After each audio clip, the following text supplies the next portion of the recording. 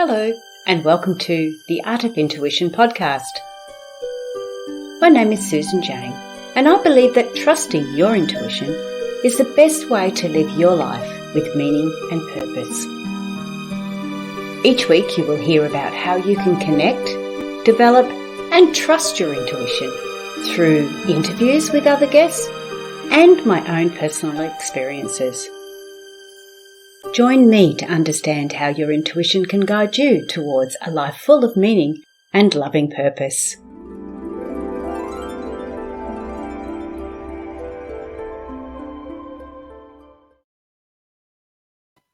Hello and welcome to the Voice of Intuition podcast. I'm Susan Jane, your host for the podcast, and today we have got someone really exciting. Now, Ryan, I shouldn't tell you all yet. Oh, yes, I'll tell you. Ryan actually has this really good understanding about the choices that we make and the way we go in life, as in, do we want to actually live a life, or are we just surviving to die? And I know that sounds a little bit horrendous, but it isn't. It's a terrific story. Wait until you hear all about Ryan's experiences and what he went through to get that understanding about living and living to live and living to die. Because there's certainly a big difference in it, and we're going to get all that today. But first of all, like, subscribe, share the podcast, let your friends know so they too can get all this understanding and this information about how they can learn to trust their intuition. But with no further ado, I do want to introduce you to Ryan, because this is going to be really cool. I'm so looking forward to it. Okay, hi Ryan, how are you going? Hi, I'm doing fantastic. Thank you so much for having me. I'm so excited to be here.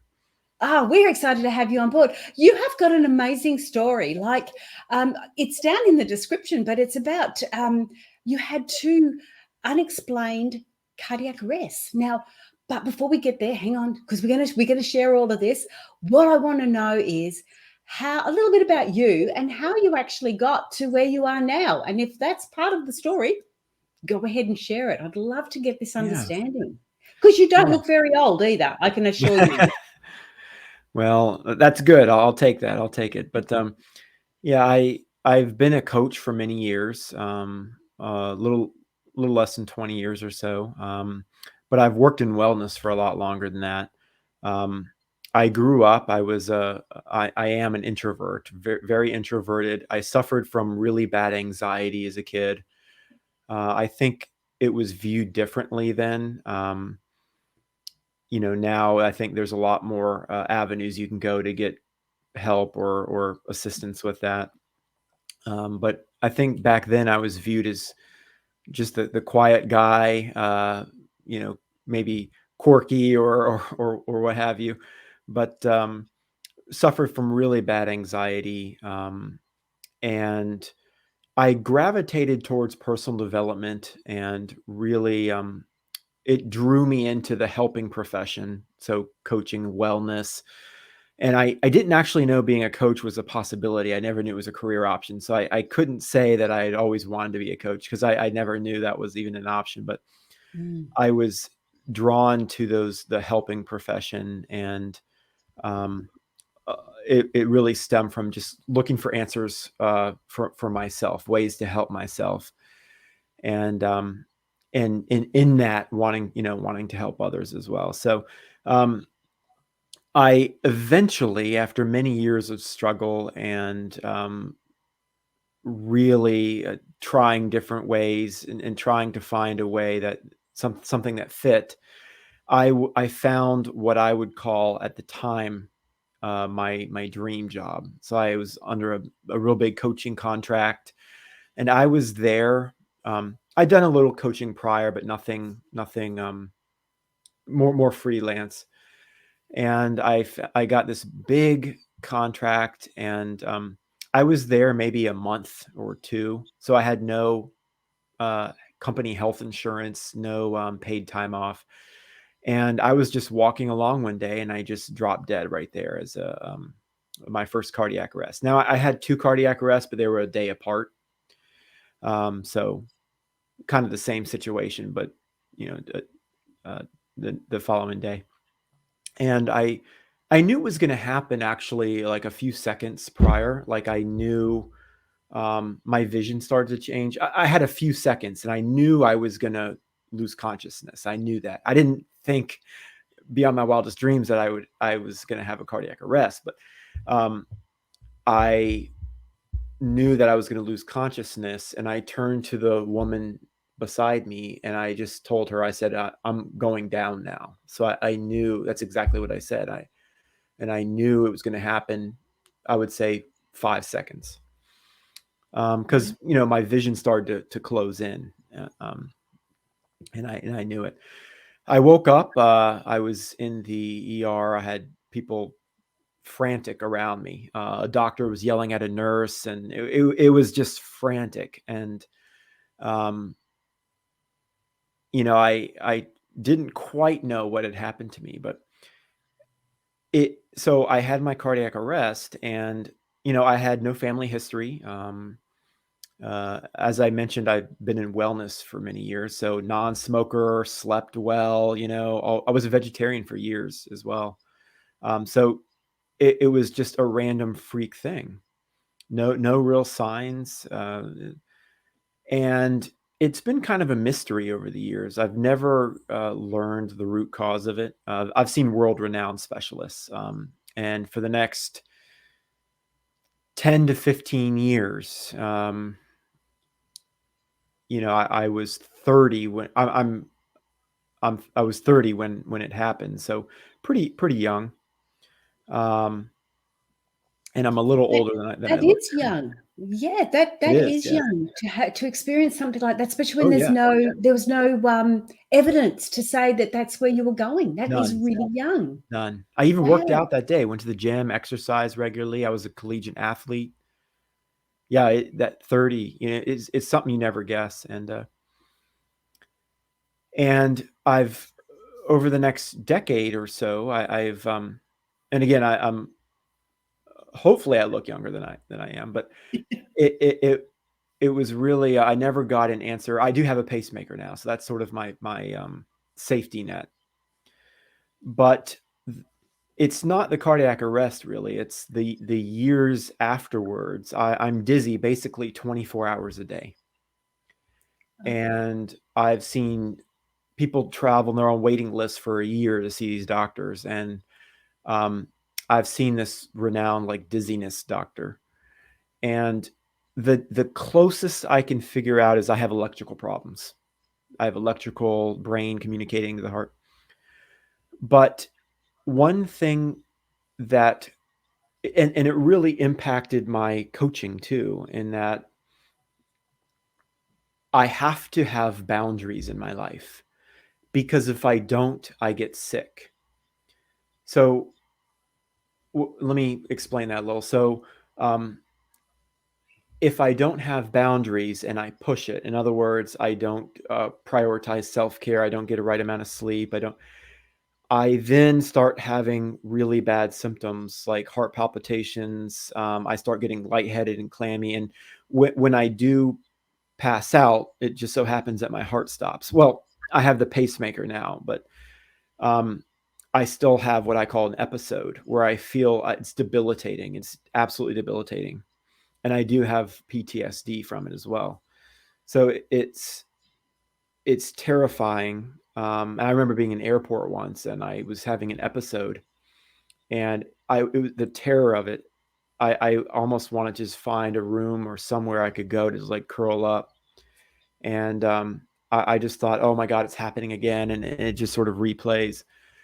But for years, especially because of the dizziness and having the real low blood pressure and I'm all kinds of medications, um, I never knew if I was coming or going. I never knew if I was getting ready to keel over.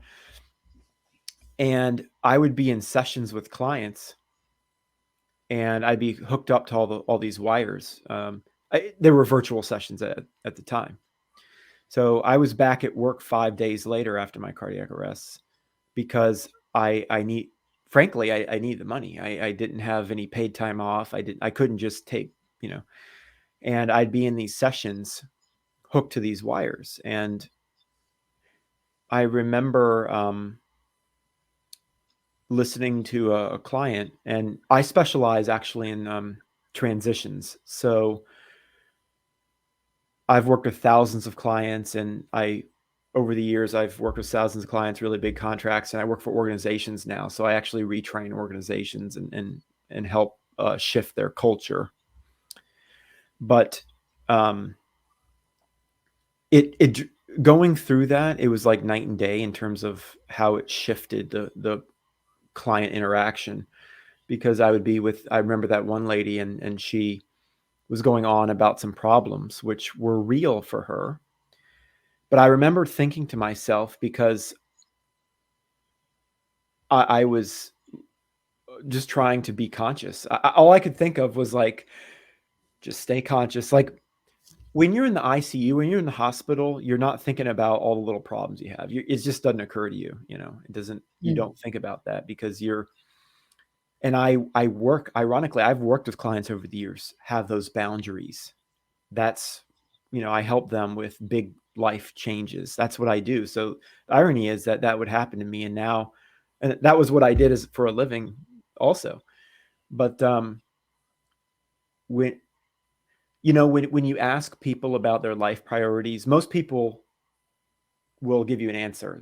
And they think they know, right? It's, oh yeah, my family's a priority. My, this and that, and they'll give you a list. But very few people actually reflect it in their daily life. And this is really what I do, is I help people look at their blind spots.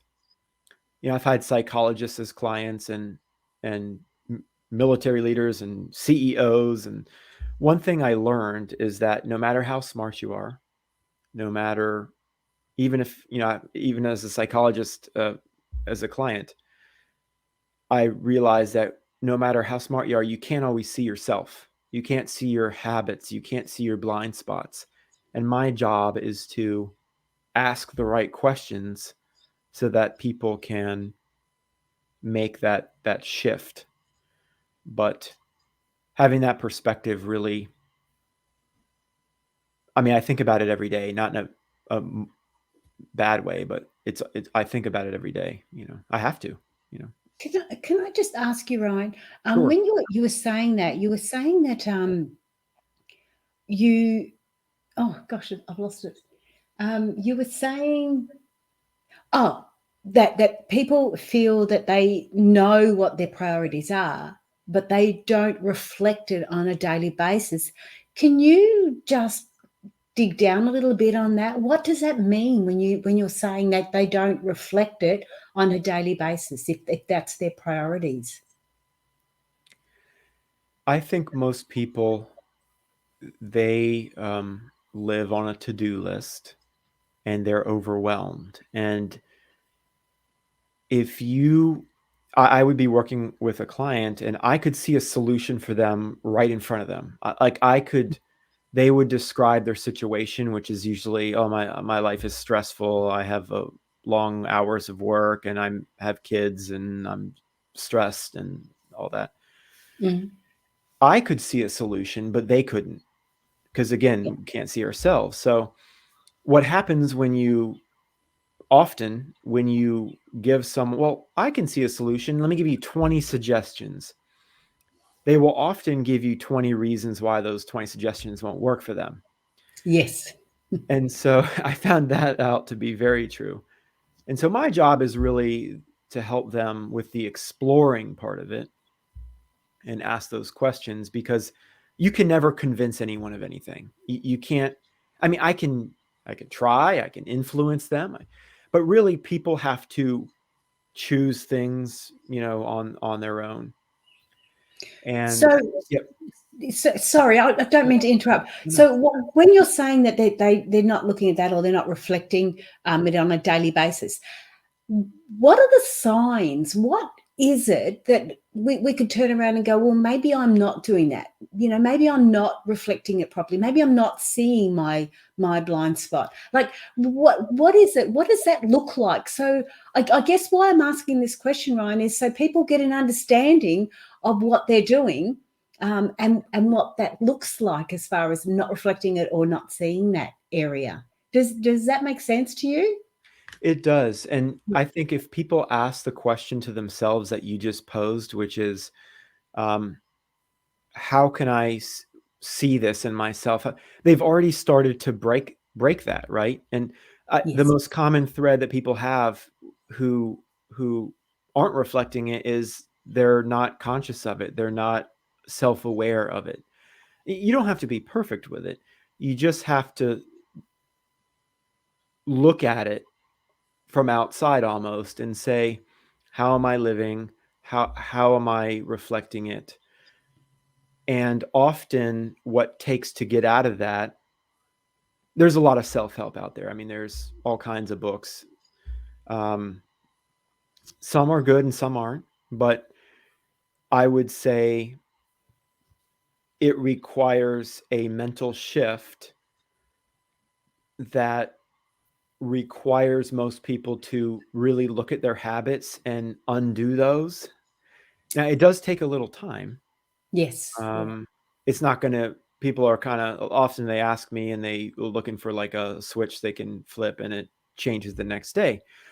But I think a good place to start is just being aware of it. And if you can just do that every day and just say, "Oh, be aware of your mental noise, be aware of the chatter," um, you will be ahead of most people in terms of making progress there. Just having an awareness of it, I would say. So what was your turning point? Like you sort of discovered that you weren't really living. You were just surviving basically to die, to pass over. What was your turning point that made you go, okay, I've got to look at this differently? What was your seeing as as you've reflected? How did you see it? What was that turning point like? I actually wouldn't say it was just the cardiac arrest. I mean, I had so many years of struggle prior to that, where it was just like you said, surviving, and I was always drawn to that personal development anyway. I couldn't really say the cardiac arrest was like even though it makes sense that it would be the catalyst. It wasn't just that, It's not.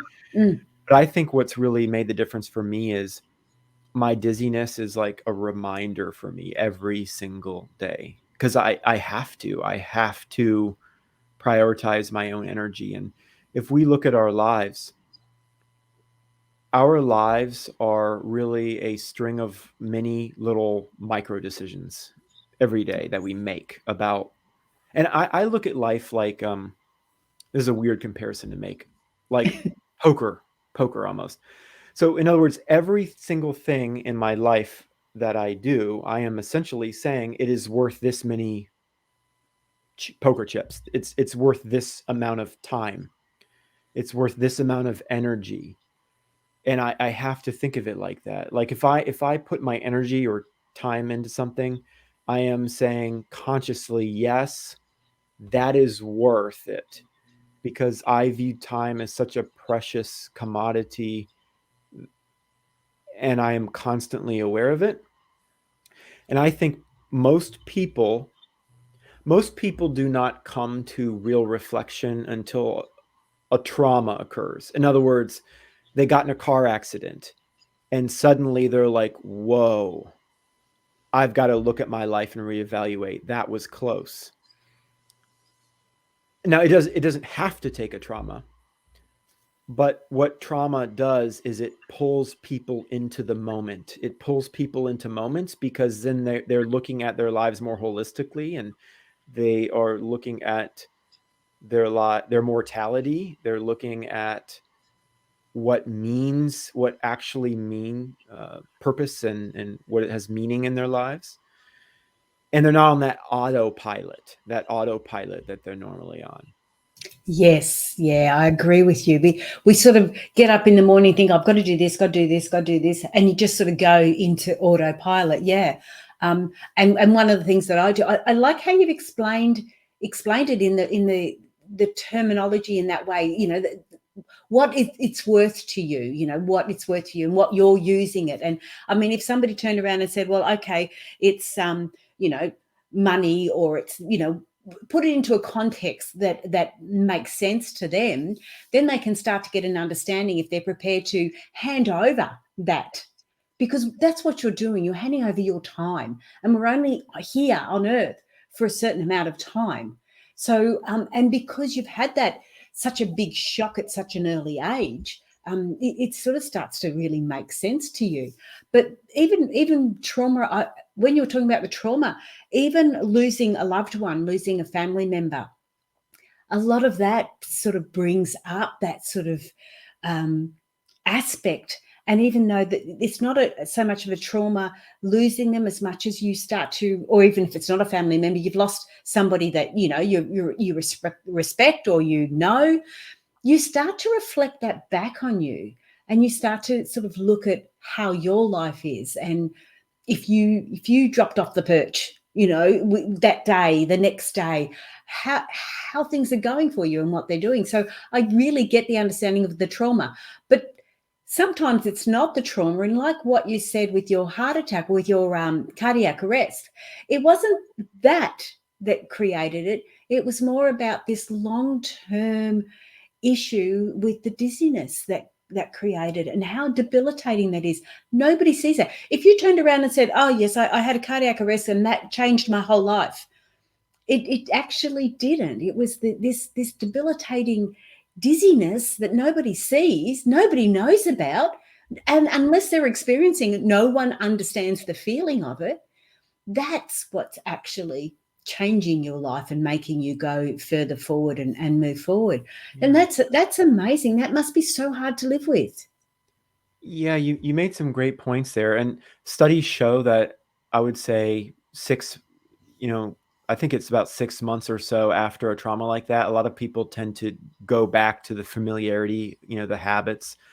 So they're pulled into the moment, right? And then over time, they get that false sense of comfort where it's like, okay, things are back to normal. I'm busy. I have work, and you get up and you sort of get lost in the autopilot.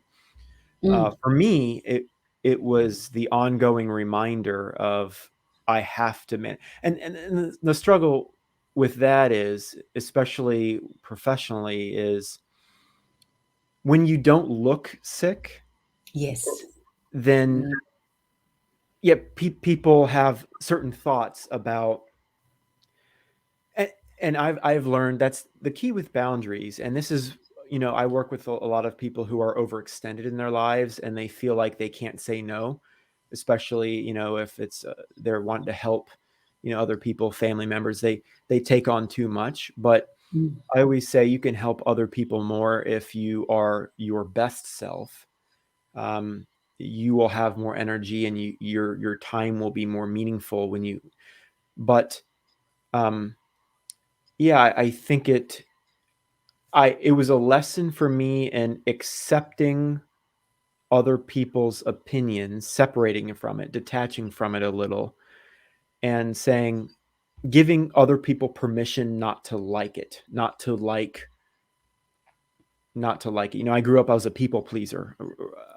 I felt like that's where my value came from. I felt like that's where my self-worth came from. It was validation from other people. It was, I cared way too much about what people thought, way too much. And that takes mental space as well, and energy. And that Yes. is not worth it. That is not worth my energy anymore. I don't have time to worry like I did, because I grew up with that chronic worry, or the anxiety.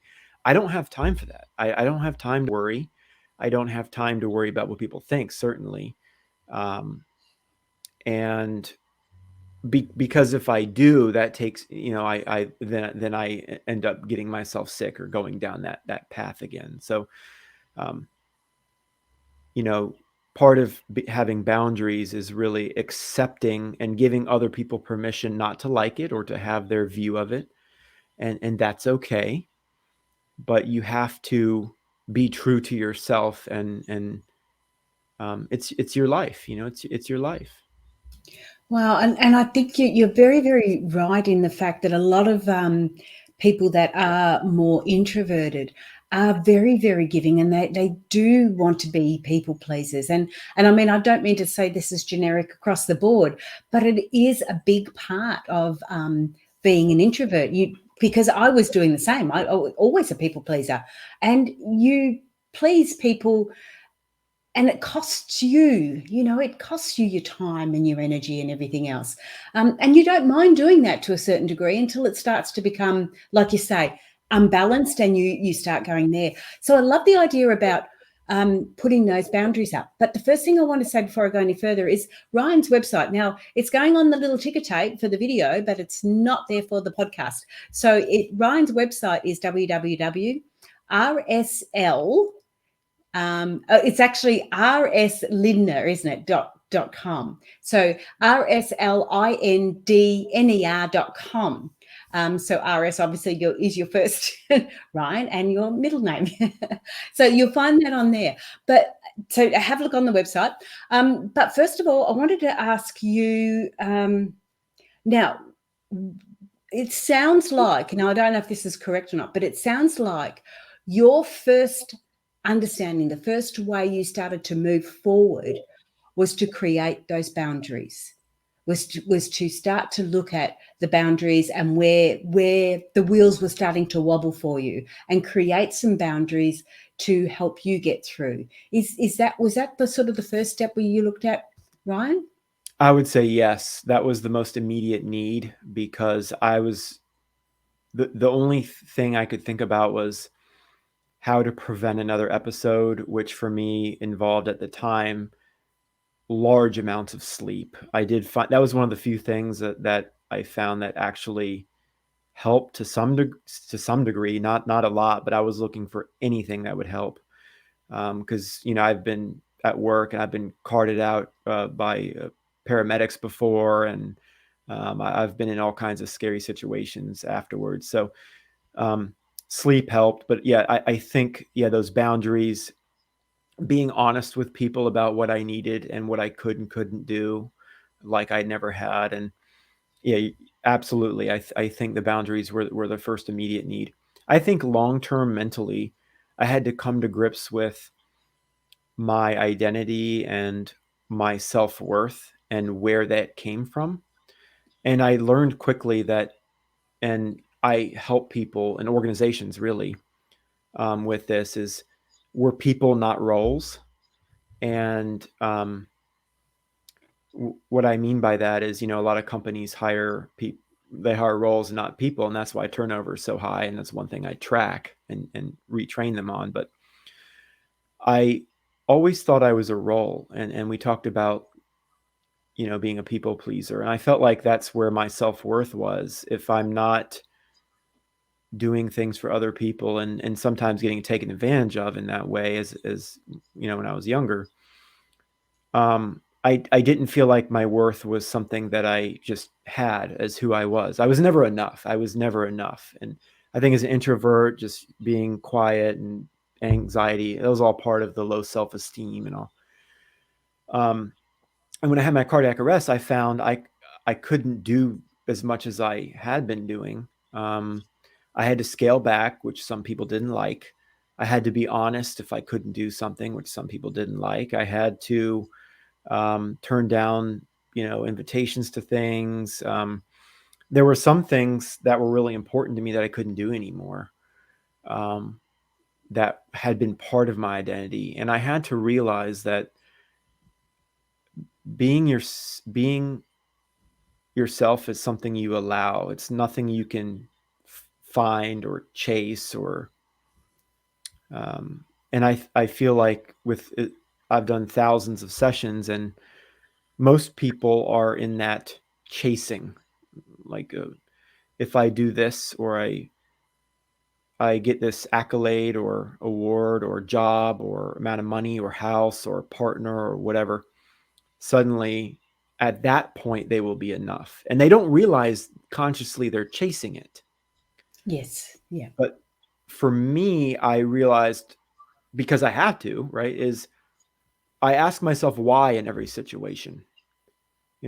Why am I doing that? Is it worth it? Because the cost of a thing is how much life it takes from you. And everything has a cost. The cost of a Yes. thing is how much life it takes from you. So with everything I do, I say, okay, why is that? Am I doing that for an ego reason? Am I doing that? Is that worth the time? Because there is a cost there.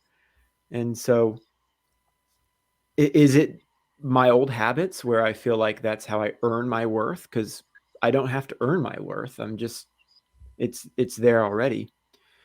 It's everything I do should be an extension of who I am, not something I have to earn to like be enough. Mm. Okay, so we're looking at you've sort of set your boundaries, and that's what's giving you the understanding, and then you've gone, okay, so and I get where you're saying when you start to put those boundaries up, there's a lot of people that don't like it. Um, I couldn't be around people that were really negative. I just couldn't handle those sort of people any longer, and so there was friends that sort of I had to basically let go, and they don't necessarily like it. If somebody wants to sit there and whinge and bitch about everything, and they've got a shoulder that they can whinge and bitch about on, they don't like it when that shoulder's taken away because it doesn't make them feel important. So yes, you go through this transition once you start to put these boundaries up. Now you're putting them up because it was a health situation where you needed to, and I mean, in all honesty, mine was a health situation, but it was a mental health situation. I needed to find Manny. I needed to discover me like you needed to discover you, and not look externally but to look internally. And the only way you can do that is to put up some protection. And when you're talking about protecting your energy and your time, that's what these boundaries are all about, aren't they? They're all about Yeah. giving yourself. And even though you needed it to start with to help you sleep and get through your illnesses in that context, other people need it just to get away from the negative social media or crap that's happening in the world. So Yeah.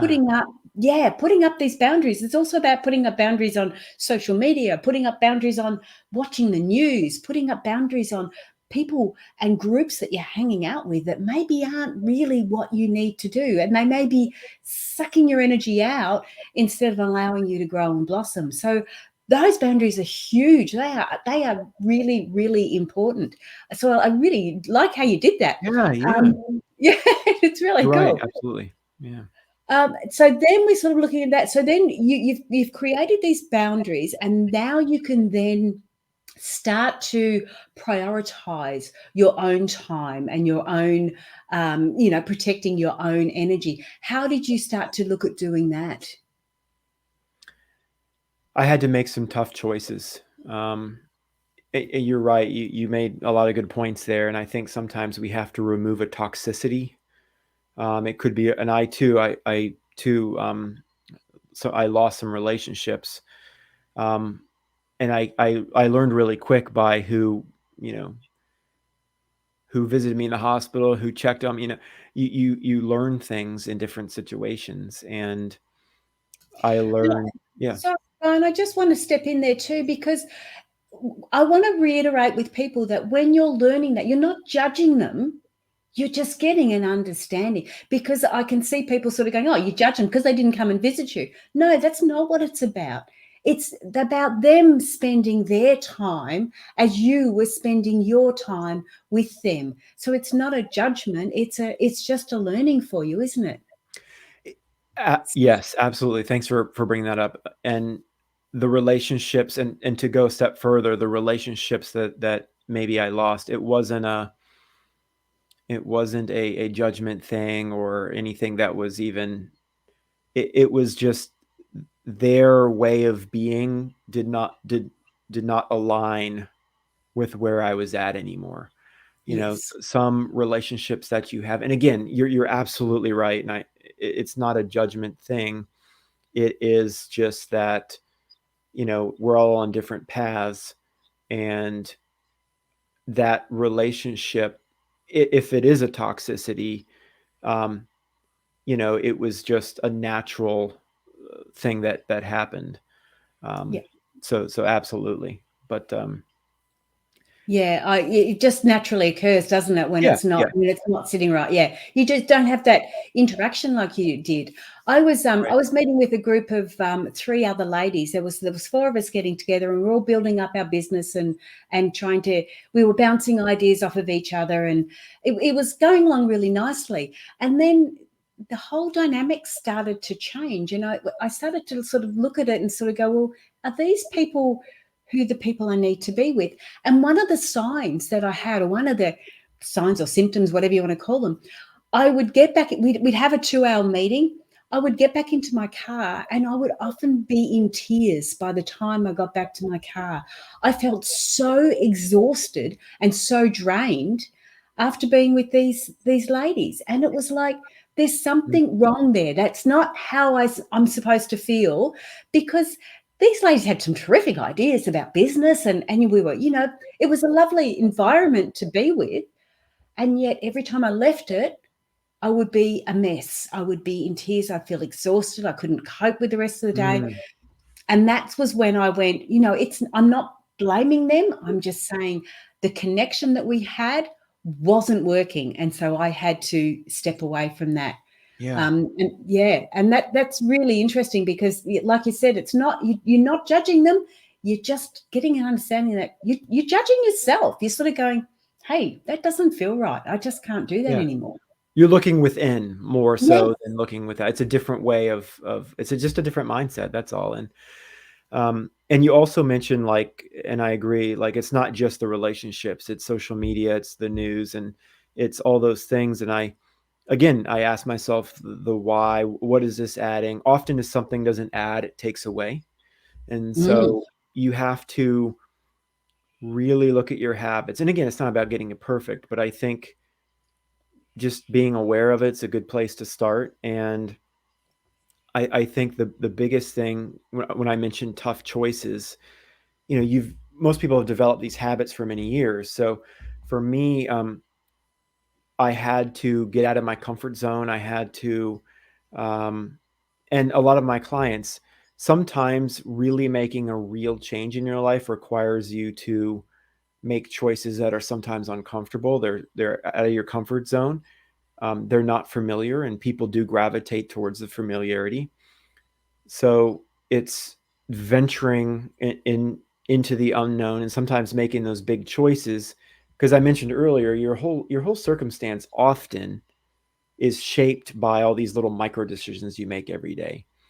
And sometimes you don't make the best decisions for yourself. It's not a conscious thing. But yes. once you make it conscious and you make better little micro decisions, um, and maybe you open your mind to, okay, maybe this role or this job is toxic for me. Maybe the situation where I live is toxic. Um, Maybe it requires that you make a shift that's more aligned, and allows you to have those boundaries and allows you to live in a more, I guess, peaceful state. Yeah. Yeah, that's lovely. Um, oh, sorry, I had another thing I wanted to ask you, and I can't remember what it was. So when we're looking about, it was the monkey chatter. It was the internal dialogue that we go through. That's where I Mhm. wanted to go next, because I know we're getting a bit low on time.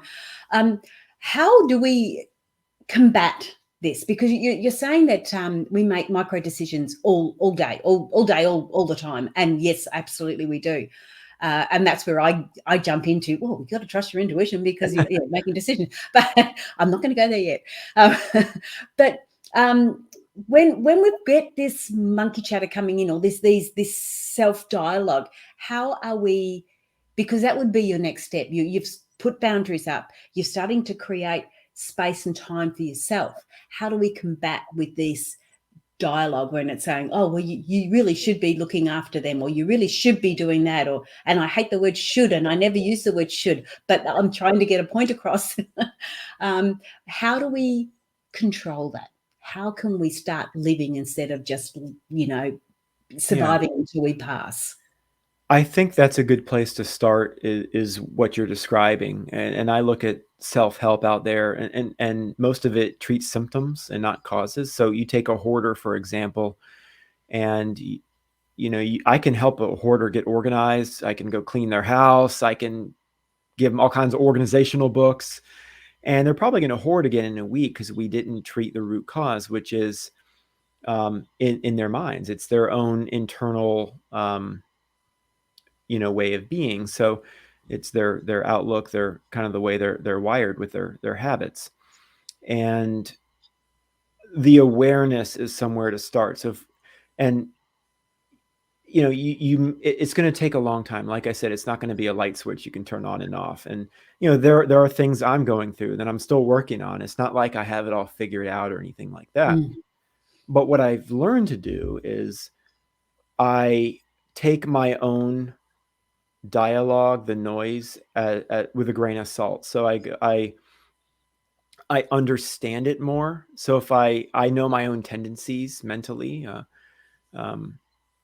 and like worrying, for example, was always a natural tendency for me. And I would now I catch it. That's the difference. It's not like I don't have the internal dialogue, because I do, and it still struggles sometimes, to be honest. But I catch it. I'm like, there I go again. And then I ask myself, I kind of coach myself in my own head. What do I actually know about the situation? Let me give you an example of something that would be automatic for people, just real quick. So that is a time waster. So someone cuts you off in traffic, and you're upset, and you honk your horn, and you're upset. Most people would be in their head for a while out of anger for quite a while, usually. Oh, God, I'm so irritated. This person, they cut me off in traffic, and oh my God, they don't know how to drive. They go on this mental rant, right? Like, oh, that person can't drive. It kind of throws their day off right then. And they honk the horn, even sometimes when it makes no difference. Now, what you could do is say, well, how am I helping the situation now? What control over it do I have now? And what do I actually know about the situation? Now, would it change your outlook of the situation to know that this person was driving his pregnant wife to the hospital who's giving birth in the car? Would that change your view of them cutting you off? What do you actually know to be true? Because we live in assumptions, right? So when I'm worrying about something, and I'm working with clients to stop worrying, most of the time, I would say 9 times out of 10, what they're worried about does not happen in the way, it does not unfold in the way that they think it will. Most Yes, people they live in expect worst case scenarios, right? it. And then on top of that, like with the person cutting you off in traffic, was that worth the energy that you gave to it? No, it wasn't. And let's say this person made a mistake. Maybe they just made a mistake. Okay. Let's even go a step further. Maybe they're not sorry at all. Maybe they're jerks. Maybe they're not good people, whatever. But you being upset, it's not going to make them sorry. It's not going to change what happened. If you yell at them, what do you expect is going to happen? They're going to go, oh, I'm so sorry about it. Most of the time, no. But it's not worth the energy that you gave it in most times. And that's the case with most worrying. It's not, what do you actually know about a situation? Mostly very little. It's your mind going on and living in worst case scenarios, which it often does. So I ask myself that. I ask myself, is this worth it? Most of the time, we don't want to live in uncertainty. So we just worry and anxiety about this uncertainty. But you have to trust yourself that you will respond in a situation appropriately. And you have to learn to let go. So I think for me, it's just being aware of it, aware of what's going on, asking myself the right questions, going, what do I know? Am I assuming things? I almost laugh sometimes. It's like, well, there I go again. I'm going on some kind of mental tangent. Let me pull myself back. And eventually you will learn to pull yourself back every time. It'll take practice, but you will learn to, it will become a habit, a positive habit to say, there I go again, let me pull myself back. Yes, absolutely. I totally agree with you. And it was funny because just on the weekend, that happened to me. Somebody just pulled over into my lane. And I remember I beeped the horn and went, "Oh my God, that scared me." But then I sort of let it go because I knew that, well, I don't know whether they saw me or not, but I believe in my mind that they just didn't see me. They weren't aware of it. They didn't do it deliberately. They just weren't aware of it. And of course, I just brushed it off and I went, well, it scared me. Probably scared him just as much, because all of a sudden he's gone, whoa, back in. So yeah, you do. If you can let it go without holding on to it, then it's not going to affect you. You're not using your energy and time up for something that's negative, and you don't really need to go there. So yeah, I like how you explained that. But that's it, awareness, isn't it? It really is awareness. Yep, and if we can pull is. ourselves up early, we're going to certainly get through it a lot quicker and a lot easier.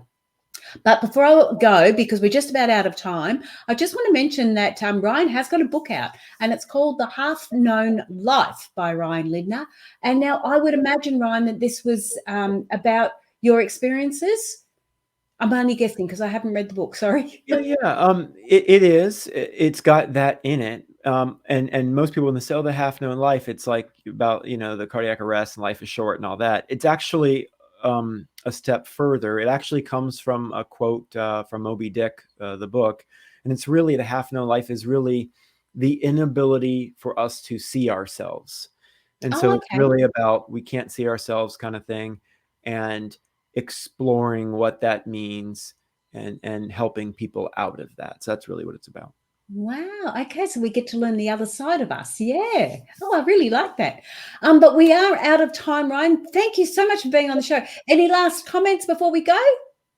I would just say thank you so much for having me. And the last comment, I guess, is the cost of a thing is how much life it takes from you. So just remember that. But Yeah. thank you so much for having me. Thank you. Yeah, thank you. And that's very, very true.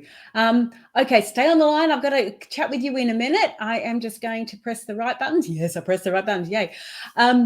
So yeah, that is the cost of it. Is it worth it? If getting angry and yelling and all that sort of stuff, is it worth it? Is it worth it? The damage that it does to you emotionally, spiritually, physically, all in all those areas, be mindful of that. But grab his book, grab Ryan's book, The Half Known Life. You can get it on his website, which is rslindner.com.